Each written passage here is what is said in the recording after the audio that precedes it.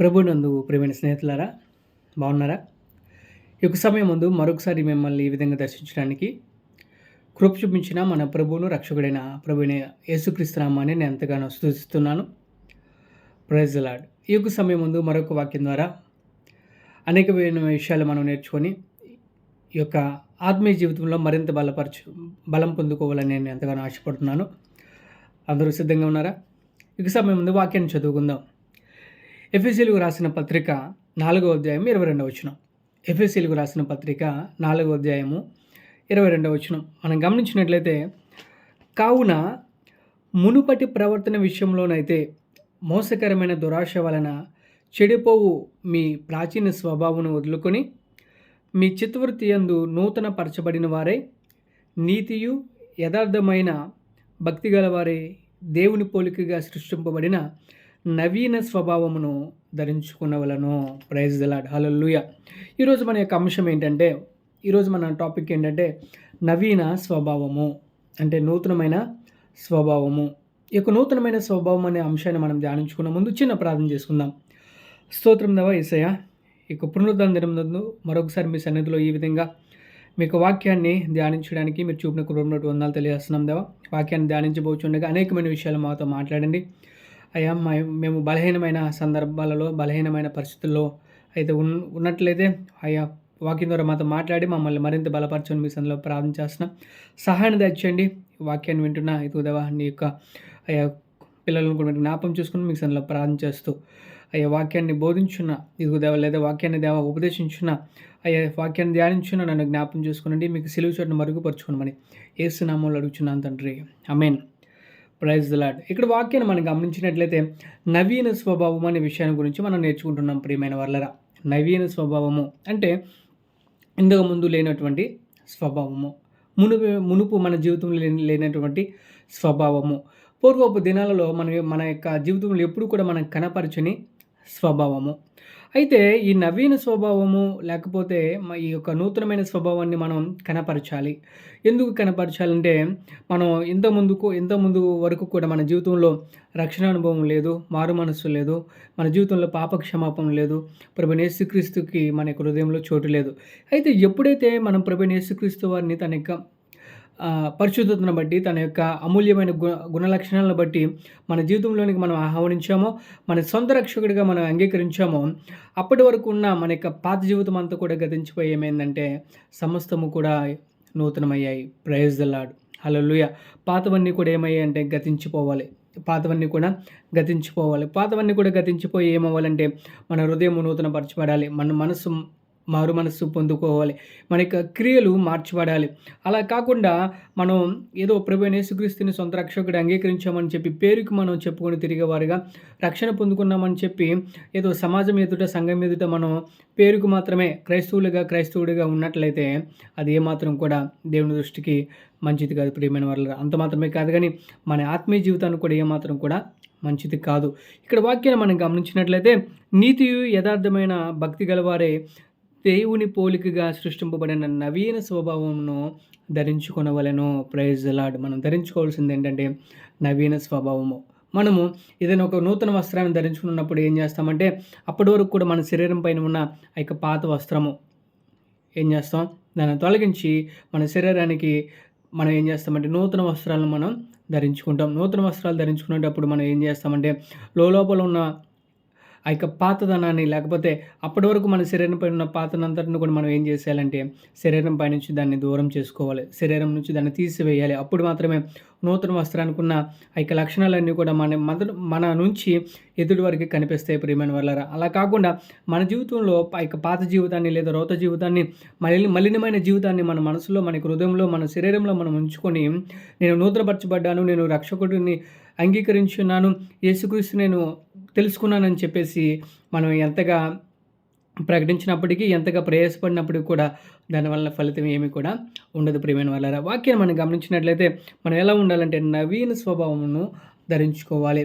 అయితే మన జీవితంలో, మన ఆత్మీయ జీవితంలో ప్రభువైన యేసుక్రీస్తు వారిని సొంత రక్షకుడిగా మునుపు ఎలా ఉన్నాము, అంగీకరించిన తర్వాత ఎలా ఉన్నాము, ప్రభువైన యేసుక్రీస్తు గురించి మనం తెలుసుకొనక మునుపు ఎలా ఉన్నామో, తెలుసుకున్న తర్వాత ఎలా ఉన్నాము, మనం మందిరానికి వెళ్ళక మునుపు ఎలా ఉండేవారము, వెళ్ళిన తర్వాత ఎలా ఉన్నాము అనేది చెప్పి మన యొక్క ఆత్మీయ స్థితిని మనం ఏం చేసుకోవాలంటే పరీక్షించుకోవాలి.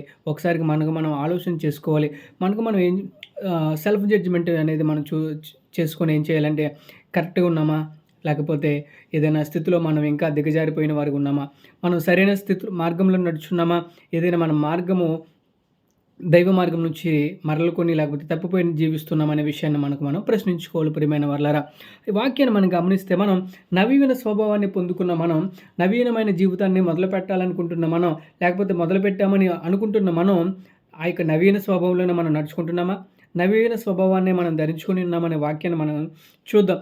ఒక దైవజనుడు తన గురించి తను చెప్పుకుంటున్నాడు. ఏంటంటే తన జీవితం పూర్వపు దినాల్లో ఇలా ఉండేది, కానీ ఇప్పుడు ఇలా ఉంది అని చెప్పేసి తన యొక్క మాటలతో మనల్ని మరింత బలపరచాలని ఇక్కడ ఆశపడుతున్నాడు. మనం చూసినట్లయితే అపోస్తలుడైన పౌలు తిమోతికి రాసిన మొదటి పత్రికలో వాక్యాన్ని మనం గమనించినట్లయితే మొదటి అధ్యాయము 12 వచనం మనం చూసినట్లయితే ఇక్కడ తను మాట్లాడుతున్నారు. పూర్వము దూషకుడును, హింసకుడును, హానికరుడైన నన్ను తన పరిచర్యకు నియమించి నమ్మకమైన వాణిగా ఎంచినందుకు నన్ను బలపరిచిన మన ప్రభువైన క్రీస్తు యేసుకు కృతజ్ఞుడనై ఉన్నాను. ప్రైజ్ ది లార్డ్, హల్లెలూయా. ఇక్కడ వాక్యాన్ని మనం గమనించినట్లయితే అపోస్తలుడైన పౌలు, ఈ యొక్క పౌలు జీవితాన్ని మనందరం కూడా ఇంతకుముందు అనేకమైన వాక్యాల ద్వారా, అనేకమైన దైవ సందేశాల ద్వారా వినిన వారమే, లేదా వాక్యాన్ని చదువుకున్నప్పుడు వాక్యం ద్వారా నేర్చుకున్న వారమే. ఈ యొక్క అపోస్తలుడైన పౌలు తన జీవితంలో తను పౌలుగా మారకముందు సౌలుగా ఉండేవాడండి.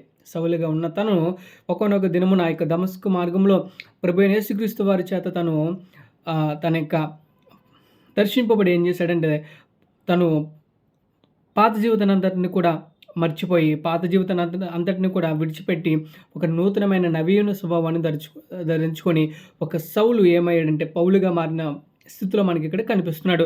అయితే ఆ యొక్క దైవ సేవకుడు మాట్లాడుచున్న మాట మనం గమనించినట్లయితే పూర్వము దూషకుడును, హింసకుడును, హానికరుడనైన నన్ను తన పరిచర్యకు నియమించి, ప్రైజ్ ది లార్డ్, హల్లెలూయా.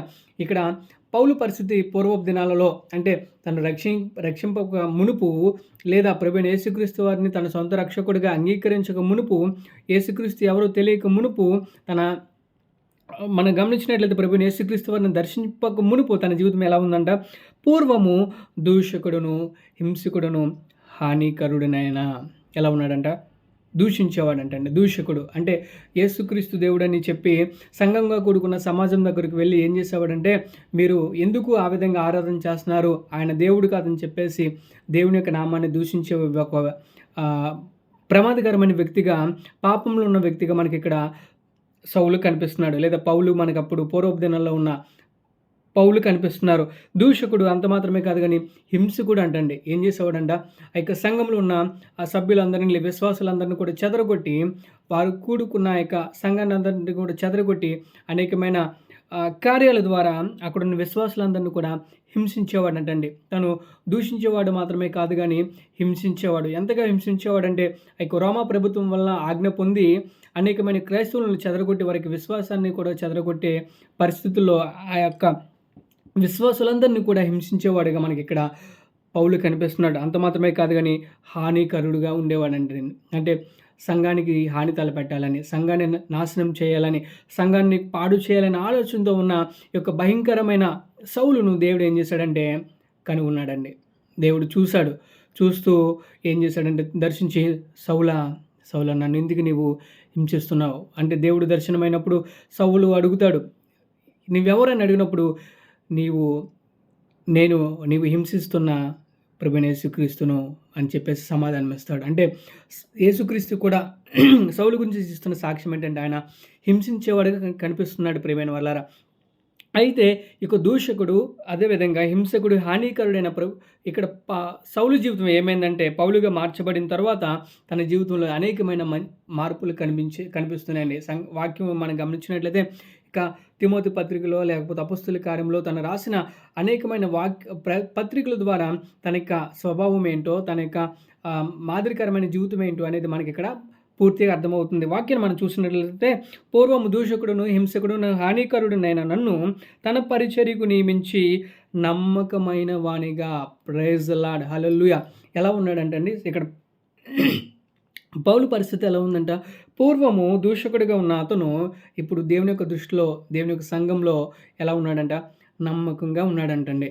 అంటే తన పాత జీవితాన్ని విడిచిపెట్టాడంటారా?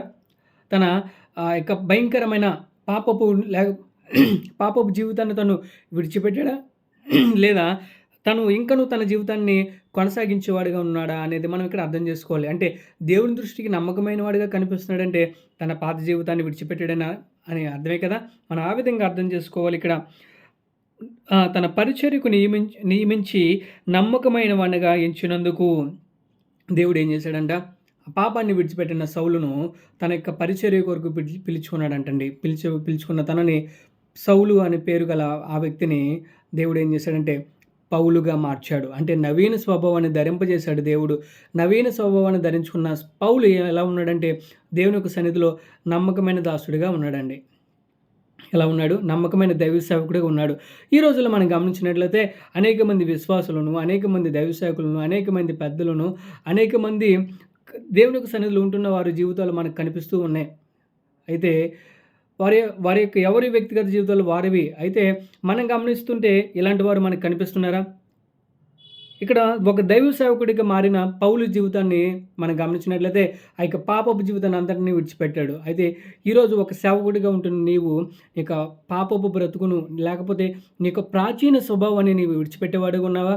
నీలో ఉన్న ఇక స్వార్థము, నీలో ఉన్న ఆ యొక్క కళంకము, నీలో ఉన్న ఆ యొక్క మలినము, నీలో ఉన్న ఆ యొక్క ప్రతి విధమైన ప్రతికూల పరిస్థితులన్నింటినీ కూడా నీవు విడిచిపెట్టగలిగావు అని చెప్పేసి దేవుడు ఈ సమయం ముందు నీతో మాట్లాడుచున్నాడు. ప్రియమైన సహోదరుడా, వాక్యాన్ని మనం గమనించినట్లయితే ఈ యొక్క దైవ సేవకుడిగా మారిన పౌలు ఎలా కనిపిస్తున్నాడంటే మనకి నమ్మకమైన వాడిగా కనిపిస్తున్నాడండి. అంత మాత్రమే కాదు కానీ నన్ను బలపరిచిన మన ప్రభువైన క్రీస్తు యేసునకు కృతజ్ఞుడినై ఉన్నాను.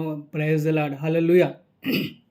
అంతకుముందు పౌలు జీవితంలో కృతజ్ఞత అంటే ఏంటో తెలియదు. ఎంతవరకు ఆ రోమ ప్రభుత్వం నుంచి ఆజ్ఞ పొందుకొని అక్కడ ప్రభువైన యేసుక్రీస్తు వారి నామం పేరిట కూడుకుంటున్న సమాజాన్ని చెదరగొట్టడం, సంఘాన్ని చెడగొట్టడం, చెరిపివేయడం, వారికి విశ్వాసానికి ప్రతికూలం వారి విశ్వాసం సన్నగిల్లిపోవడానికి అవసరమయ్యే ప్రతికూలమైన ప్రతి పనిని కూడా చేసేవాడిగా కనిపిస్తున్నాడు. అది ఎప్పుడైతే నమ్మకమైన పనివాడిగా ఇక్కడ మారాడో అప్పటి నుంచి తన జీవితంలో ఏం కలిగి ఉన్నాడంటే నన్ను బలపరిచిన మన ప్రభువైన క్రీస్తు యేసునకు కృతజ్ఞుడినై ఉన్నాను. ఎలా ఉన్నాడంటే పూర్వము హింసకుడు, దూషకుడు, హానికరుడైన పౌలు తను నవీన స్వభావం ధరించుకున్న తర్వాత తను నమ్మకమైన వాడిగా కనిపిస్తున్నాడు. బలహీనమైన పౌలు బలపరిచిన వాడిగా కనిపిస్తున్నాడు. కృతజ్ఞత లేని జీవితంలో తను కృతజ్ఞత కనపరిచే ఒక మంచి సేవకుడిగా లేదా ఒక మంచి విశ్వాసిగా పౌలు యొక్క జీవితం మనకు కనిపిస్తుంది. ప్రియమైన వాళ్ళారా, అయితే వాక్యాన్ని మనం గమనించినట్లయితే దూషకుడు, హింసకుడు, హానికరుడైన యొక్క పౌలు ఏ విధంగా అయితే తను నమ్మకమైన వాడిగా లేదా ఒక మంచి కృతజ్ఞత కలిగిన స్థితిలో మనకి ఎలా కనిపిస్తున్నాడో మనం కూడా అటువంటి మంచి లక్షణాలను మనం కలిగి జీవించాలి. అలా కలిగి జీవించలేకపోతే మనకు ఆత్మీయ స్థితి మనం పొందుకున్న రక్షణకు ఏమాత్రం కూడా అర్థం ఉండదు. ప్రియమైన వాళ్ళారా, మన కొరకు ఆ సిలువలో ప్రభువైన యేసుక్రీస్తు వారు చేసిన త్యాగానికి ఏమాత్రం కూడా అర్థం ఉండదు. ప్రియమైన వాళ్ళారా, మన కొరకు ఆ యొక్క తను అనేకమైన దెబ్బలు సహించిన ఆ యొక్క త్యాగానికి ఏమాత్రం కూడా అర్థం ఉండదు. ప్రియమైన వాళ్ళారా, అంతా కూడా ఏమవుతుందంటే వ్యర్థంగా కనిపిస్తుంది. కానీ ఎప్పుడైతే నువ్వు ప్రభువైన యేసుక్రీస్తుని నీ సొంత రక్షకుడిగా అంగీకరించి నీ పాత జీవితాన్ని, నీ ప్రాచీన స్వభావాన్ని నీ విడిచిపెట్టిన దానిగా ఉన్నావో అప్పుడేమవుతుందంటే దేవుడు నీ యందు చూసి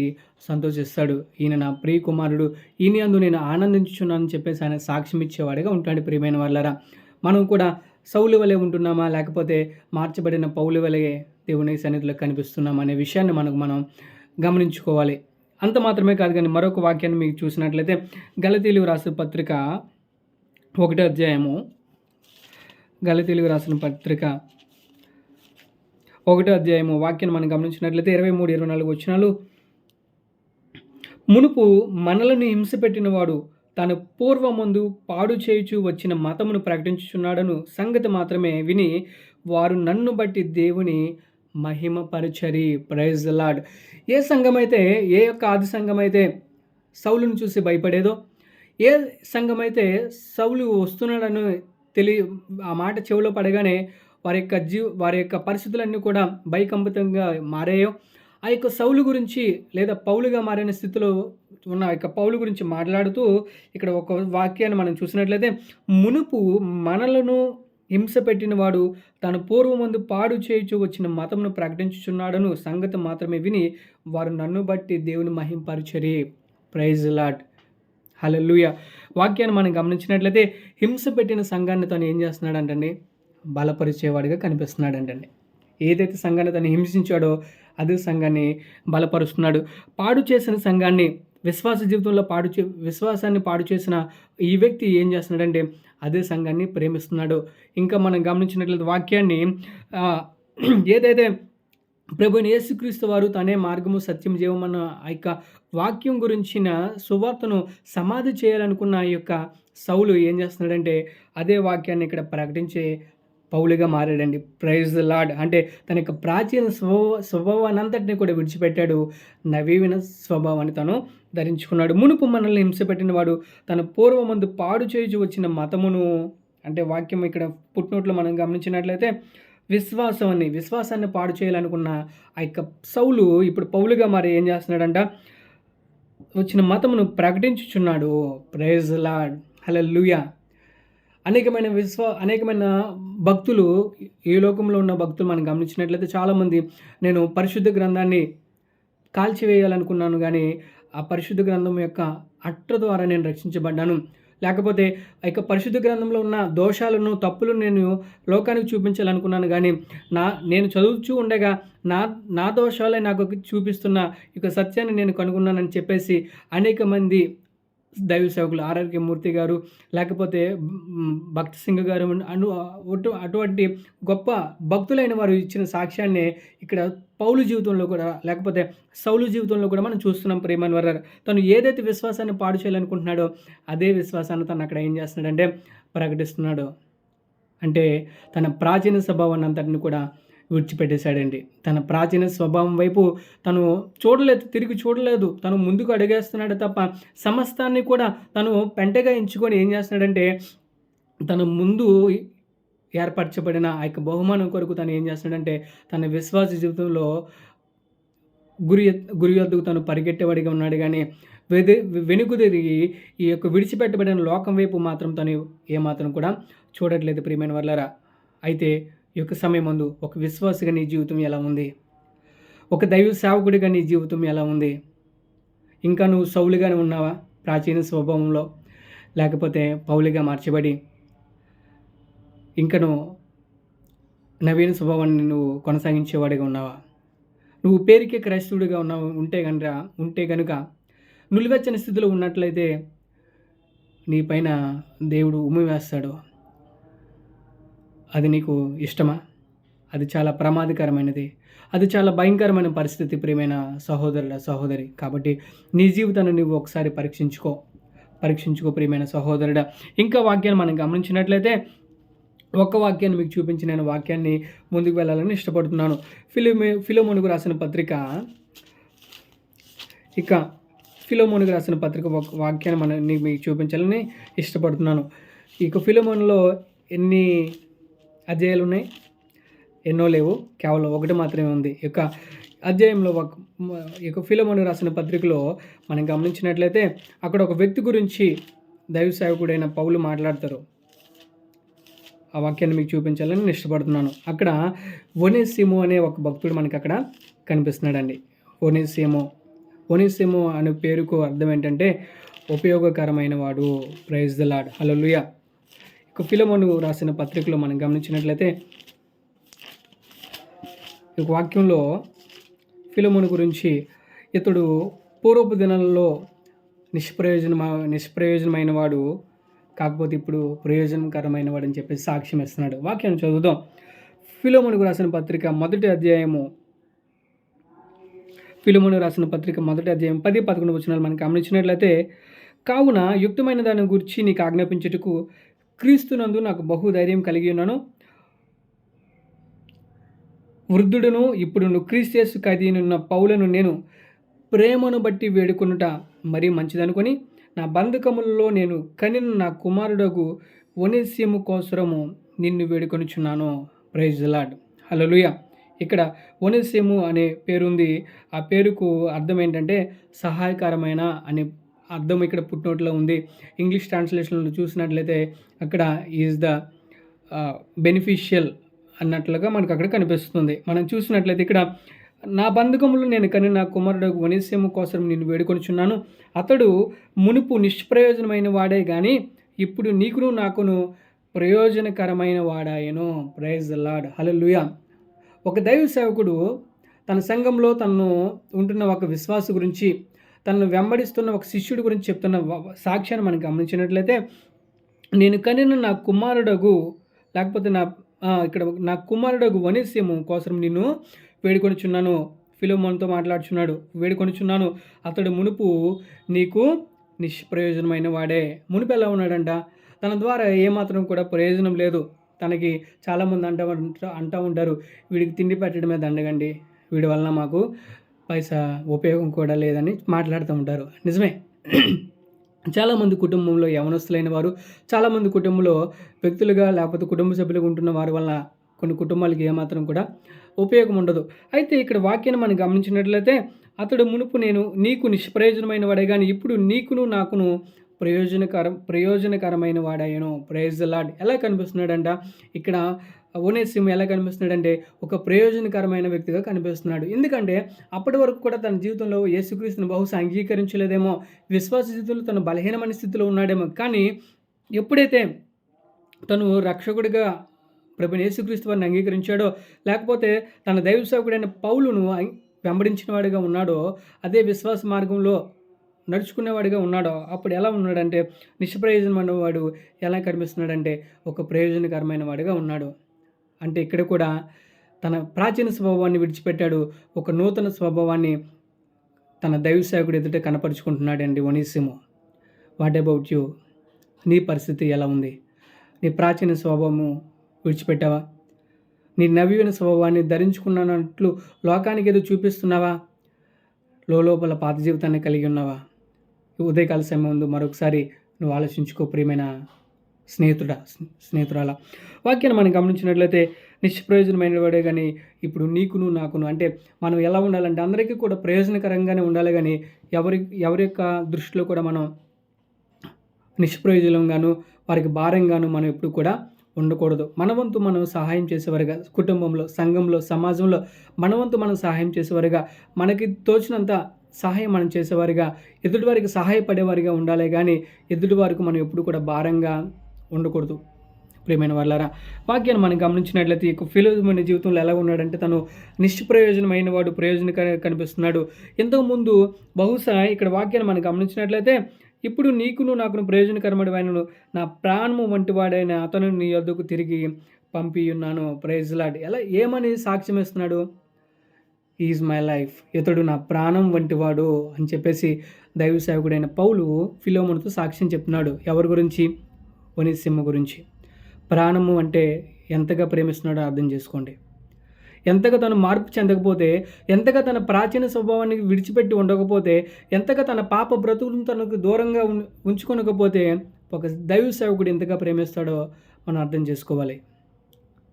ఈ రోజుల్లో సంఘంలో ఉన్నవారు కొంచెం అన్ని విషయాల్లో బాగుంటే చూసి వారవలేని దైవ సేవకులు కనిపిస్తున్నారేమో కానీ ఈ రోజుల్లో వారికంటే ఏదైనా ఒక తలాంతు ఎక్కువ ఉంటే వారి గురించి ఈర్ష్యపడి అసూయపడే దైవ సేవకులు కనిపిస్తున్నారేమో కానీ ప్రేమించే దైవ సేవకులు చాలా తక్కువయ్యారు.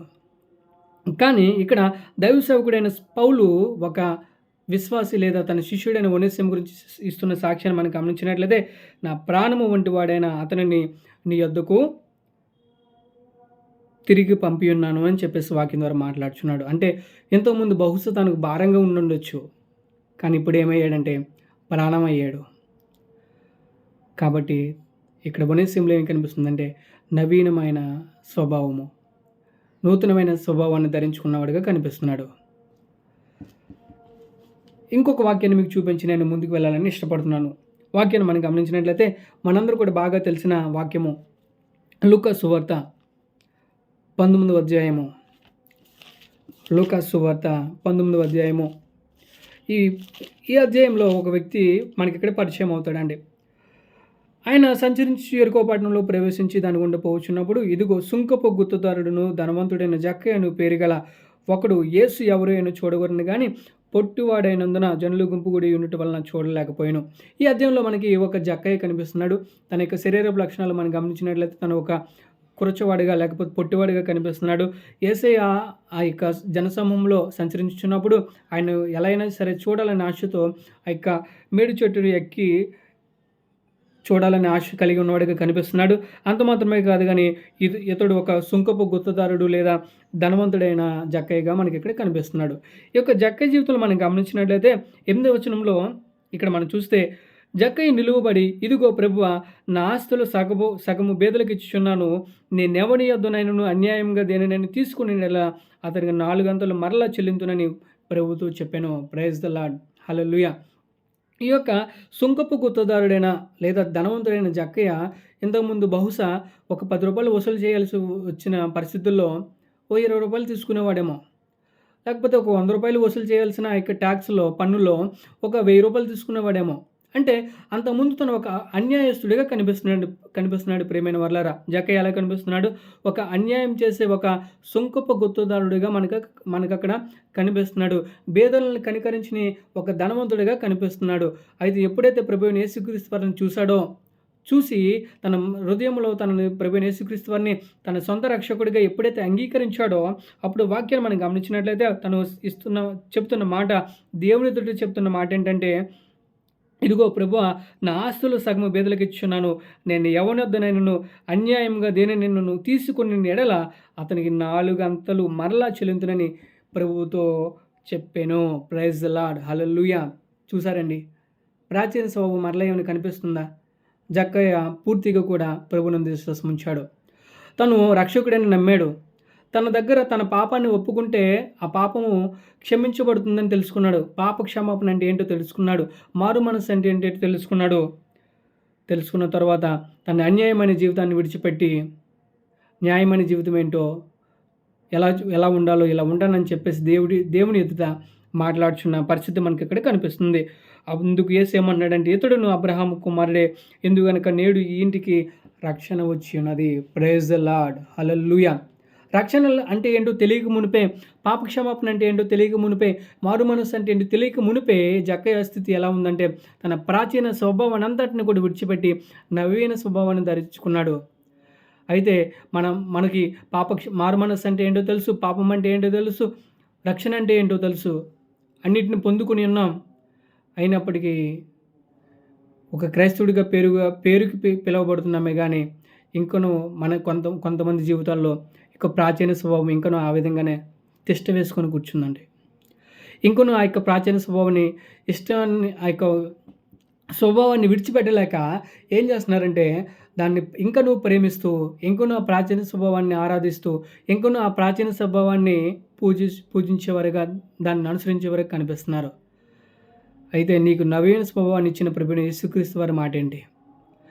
నువ్వు నీకు ధరింపజేసిన నవీన స్వభావము లేదా రక్షణకరమైన యొక్క మార్గపు స్థితిలో నడుస్తున్న, లేకపోతే నీవు పొందుకున్న రక్షణను బట్టి నీ యొక్క అభిప్రాయం ఏమై ఉంది? రక్షణ అంటే నువ్వు కొనుక్కునేది కాదు. ఆ రక్షణ అంటే నువ్వు సంపాదించేది కాదు. రక్షణ అంటే అదేదో పదవి కాదు నువ్వు పొందుకోవడానికి. రక్షణ అంటే అది మార్కెట్లో దొరికే పదార్థం కాదు నువ్వు వెల చెల్లించి కొనుక్కోవడానికి. రక్షణ అంటే అది నీకు సులువుగా లభించే వస్తువు కాదు, పదార్థం కాదు, అవకాశం కూడా కాదు. అది ప్రభువైన యేసుక్రీస్తు వారు నిన్ను ప్రేమించి, నిన్ను కనికరించి, నీవు చెల్లించవలసిన వెలను తన రక్తం ద్వారా తన ప్రాణాన్ని అర్పించి నీకు ఇచ్చిన అమూల్యమైన రక్షణ. ప్రియమైన వాళ్ళరా, ఆ రక్షణను నిర్లక్ష్యం చేస్తున్నావా? రక్షణ పొందుకొని నీ యొక్క మారు మనసుకు తగిన జీవితాన్ని ఇంకా నువ్వు కొనసాగించలేకపోతున్నావా? అయితే ఇక పునరుద్ధరణ దినమందు దేవుడు నీతో మాట్లాడుచున్నాడు. ప్రాచీన స్వభావాన్ని విడిచిపెట్టావా? నవీన స్వభావాన్ని నువ్వు ధరించుకుంటున్నావా? ఏ విధంగా ఉందో నీ స్థితి? ఇప్పుడే దేవునికి సన్నిధిలో మోకరించు.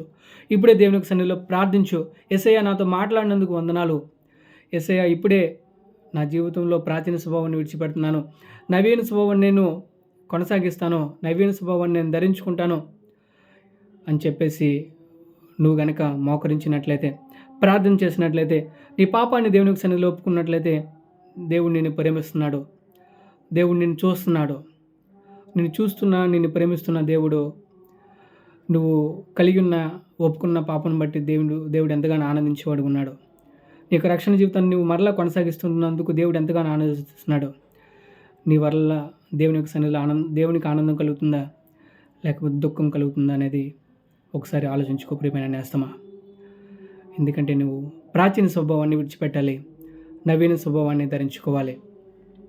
మనందరం కూడా ప్రాచీన స్వభావాన్ని విడిచిపెట్టి నవీన స్వభావాన్ని ధరించుకొని ప్రభువైన యేసుక్రీస్తు యొక్క నామాన్ని మహింపరిచేవారుగా, ఇక సౌలు ఏ విధంగా అయితే పౌలుగా మారాడో, ఒనేసిము ఏ విధంగా అయితే నిష్ప్రయోజనమైన వాడు ప్రయోజనకరంగా మారాడో, భారంగా ఉన్నవాడు ప్రాణంగా ఎలా మారాడో, ఇక అన్యాయస్తుడైన జక్కయ్య ఏ విధంగా అయితే న్యాయస్తుడిగా మారాడో, మనం కూడా ఆ విధంగా మారుదాం. దేవునికి నామాన్ని ఈ లోకంలో ప్రకటించుదాం, ఘనపరచుదాం, మహింపరచుదాం. దేవుని యొక్క దీవెనలు, ఆశీర్వాదాలు పొందుకుందాం. మన యొక్క వినికిల్లో ఈ యొక్క వాక్యం దేవుడు ఆశీర్వదించి దీవించును గాక. ఆమేన్. Praise the lord.